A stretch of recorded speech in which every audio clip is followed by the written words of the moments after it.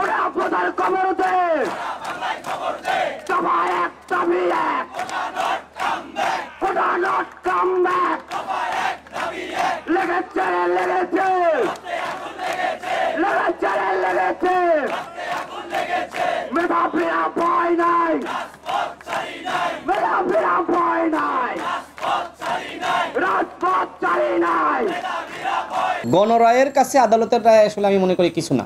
গণরায় দিচ্ছে যে আমরা এই জিনিসটা চাই, শিক্ষার্থীরা কোটা চায় না, 18 সালে গণরায় দিয়েছিল, সেই গণরায়ের বিরুদ্ধে গিয়ে আবার আরেকটি রায় এটি শিক্ষার্থীরা আসলে প্রত্যাখ্যান করেছে, যে কারণে আজকে শিক্ষার্থীরা রাজপথে নেমেছে, আজকে সারা বাংলাদেশ অচল করে দিয়েছে। এইভাবে যদি চলতেই থাকে তাহলে আই থিঙ্ক এই আন্দোলন একসময় কিন্তু অন্য দিকে রূপ নিতে পারে। সুতরাং সরকারের যদি বোধোদয় হয়, সরকারের উচিত হবে বরং শিক্ষার্থীদের দাবি মেনে নেওয়া। এর আগে আমরা দেখেছি যে কাদের মোল্লার যে সাজার রায় সেটি কিন্তু আপনার পরবর্তীতে আবার পরিবর্তন করা হয়। শিক্ষার্থী বন্ধুদের প্রতি আমাদের আহ্বান থাকবে, সরকারের এই ফাঁদে আপনারা পা দিবেন না। সরকার এখন এই কোটা ফিরিয়ে আনতে চায়, এই জন্য 1 মাসের জন্য এই ধরনের একটি রায় দেওয়া হয়েছে। তো আমরা মনে করি শিক্ষার্থী বন্ধুরা রাজপথে রয়েছে, যতক্ষণ না পর্যন্ত দাবি আদায় হবে তারা আসলে রাজপথ থেকে ফিরে যাবে না। যদি শিক্ষার্থীরা জোরালো আন্দোলন না করে তাহলে সরকার ওই কোটা ফিরিয়ে আনবে, আর যদি জোরালো আন্দোলন হয় তাহলে তো আন্দোলনের মাধ্যমে ওই বিষয়টি ঢেকে গেল। মানে সরকারের উভয় দিক থেকে লাভ, সরকার এই খেলা খেলছে। এবং আরেকটি বিষয় শেয়ার করি, দেখেন গত পরশুদিন ঢাকা বিশ্ববিদ্যালয় ক্যাম্পাসে যারা আন্দোলন করছে, যারা নেতৃত্বের জায়গায় রয়েছে তাদের সাথে এবং সরকারের প্রতিনিধি দল তারা বৈঠক করেছিল। সেখানে ঢাকা বিশ্ববিদ্যালয়ের ভিসি তিনিও গিয়েছিলেন এবং সাংবাদিক সমিতির সভাপতি যিনি রিটে অংশ নিয়েছেন তাকে মূলত অংশ নিতে বলা হয়েছে যে তুমি যদি এটাতে রিট করো বা অংশভুক্ত হও তাহলে বিষয়টি সমাধান করা হবে। এবং আহনাব নামের একজন শিক্ষার্থী তিনিও আন্দোলন করেন বা আন্দোলনকারীদের সাথে আছেন আমি যতদূর শুনেছি। তো তারা দুজন রিট করেছে, তাদেরকে আশ্বস্ত করা হয়েছিল যে তোমরা যদি অংশ নাও রিটের সাথে তাহলে মানে স্থগিত করা হবে। কিন্তু দেখেন প্রতারণা কীভাবে করলো। অর্থাৎ এই সরকার আসলে একটি প্রতারক এবং একটি ধোঁকাবাজ সরকার। শিক্ষার্থীদের সাথে 18 সালে এক ধরনের প্রতারণা করলো, ওই সময় তারা যেটি করতে পারতো সংস্কার, কারণ আমরা সংস্কার চেয়েছিলাম, আমরা বলেছিলাম যে 10% কোটা রাখেন, কিন্তু তারা কি করলো, তারা সব কোটা বাতিল করে দিল এবং সেই প্রতারণার সুযোগ নিয়ে আবার হাইকোর্টের মাধ্যমে কোটা ফিরিয়ে আনা, আবার কোটা আদেশ যেটি দিল ফিরিয়ে আনা সেটি আবার স্থগিত করা, মানে তালবাহানা করতেই আছে। সুতরাং আই থিঙ্ক শিক্ষার্থীরা এরকম ইস্যুভিত্তিক আন্দোলন করে আলটিমেটলি আসলে কতদিন যেতে পারবে, মানে একটার পর একটা সমস্যা আসবে। সুতরাং আই থিঙ্ক আমি মনে করি যারা বাংলাদেশের সাধারণ শিক্ষার্থী রয়েছে তাদের উচিত এই রাষ্ট্রের যে পরিবর্তন, গুণগত পরিবর্তন করা, রাষ্ট্র সংস্কারের আন্দোলনে তাদের ঝাঁপিয়ে পড়া উচিত। আপিল বিভাগে যে রায় হয়েছে সেটি বলছে যে তারা 1 মাসের জন্য কোটা যে পুনর্বহাল করেছিল ওই রায় ওটাকে স্থগিত করেছে, ছাত্র সমাজ প্রত্যাখ্যান করেছে। এটি আরেকটি নাটক।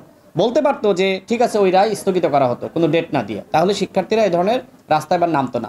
তো যখন প্রতারণা করেছে শিক্ষার্থীরা বুঝছে যে 1 মাসের একটা টাইম ফ্রেমের মধ্যে বেঁধে দিয়েছে, যখন শিক্ষার্থীরা আবার রাজপথ থেকে উঠে চলে যাবে তখন আবার ওই কোটা ফিরিয়ে আনবে।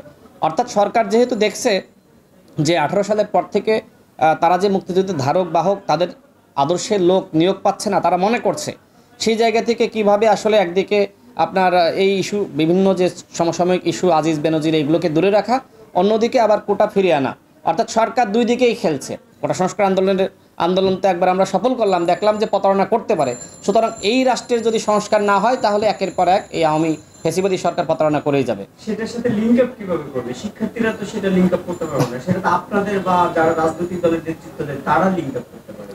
দেখেন শিক্ষার্থীরা তাদের মনের মধ্যে অনেক ক্ষোভ আছে, রাগ আছে, অভিমান আছে। এইটাই তো বড় সমস্যা যে তাদের মনের ভিতরে এক ধরনের ভয় ধরিয়ে দেওয়া হয়েছে। ছাত্র অধিকার পরিষদের নেতৃত্বে তো 18 সালে কোটা সংস্কার আন্দোলন হয়েছে এবং আমরা তো সফল নেতৃত্ব দিয়েছি। আমরা বলেছিলাম যে আমাদের কেরিয়ার যদি বিসর্জন করতে হয়, জেল জুলুমে হামলা মামলার শিকার হতে হয়, তারপরেও আমরা যে দাবিতে রাজপথে নেমেছি, আমরা এই দাবি সফল না হলে আমরা ঘরে ফিরে যাব না। আমরা কিন্তু আমাদের কথার প্রমাণ রেখেছি। তো আমি জানি না এখন যে আন্দোলন চলছে এই আন্দোলনের আলটিমেটলি আসলে কোন দিকে যাবে, কোন পর্যায়ে পৌঁছাবে। তবে আমাদের মতন যে দৃঢ় এবং আমাদের যে ইস্পাত কঠিন নেতৃত্ব ছিল, সরকারের কাছে মাথা নত না করা, যদি সেই নেতৃত্বের জায়গাটায় তারা আসতে পারে তাহলে হয়তো সফল হবে। কারণ আদালতের বিরুদ্ধে গিয়ে আদালত যে 1 মাসের রায় দিয়েছে, এই 1 মাসের আগে আর কোনো ফয়সালা সরকার করবে কিনা সেটি নিয়ে সন্দেহ। তবে দুর্বার আন্দোলন হইলে গণরায় যদি আপনি প্রতিষ্ঠা করতে পারেন, এই যে এখন শিক্ষার্থীরা নেমেছে এটা কিন্তু গণরায়। শিক্ষার্থীরা তারা লাখে লাখে ঝাঁকে ঝাঁকে কোটি কোটি শিক্ষার্থী আই থিঙ্ক রাস্তায় নেমে গেছে, তারা বলছে আমরা কোটা চাই না। এই রায়ের বিরুদ্ধে গিয়ে আদালত রায় দেওয়া এটি আসলে কখনোই আমি মনে করি এটি কাম্য না। আদালত কাদের জন্য? জনগণের জন্য। জনগণ যা চায় আদালত তাই রায় দিবে, কিন্তু জনগণকে উপেক্ষা করে কোনো রায় শিক্ষার্থীরা, দেশের জনগণ মানবে না। আমি আন্দোলনে কোনো গ্যাপ দেখি না, বরং সরকারের পক্ষ থেকে বিভিন্ন সময় বিভিন্ন ধরনের গ্যাপ তৈরি করা হচ্ছে। সরকার শিক্ষার্থীদের সাথে লাগাতার প্রতারণা, ধোঁকাবাজি, ভণ্ডামি এগুলো করতেই আছে। 2018 সালে আমরা আমাদের ক্যারিয়ার বিসর্জনের মাধ্যমে আমরা যে আন্দোলন সফল করলাম, সেই আন্দোলন নিয়ে আবার এখন তালবাহানা, প্রতারণা শুরু হয়েছে।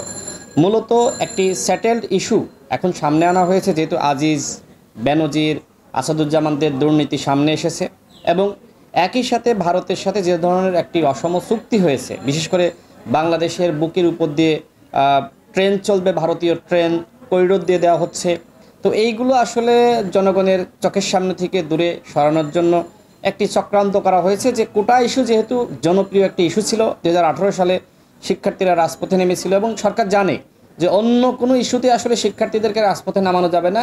এই ইস্যুটা যদি আমরা ছুড়ে দিতে পারি তাহলে লাখে লাখে, ঝাঁকে ঝাঁকে শিক্ষার্থীরা তারা আবার রাজপথে নামবে এবং সমস্ত ইস্যু আসলে ঢেকে যাবে, পিছনে চলে যাবে। সেই ষড়যন্ত্রের জায়গা থেকে মূলত আদালতের ঘাড়ে বন্দুক রেখে সরকার এই কাজটি করেছে।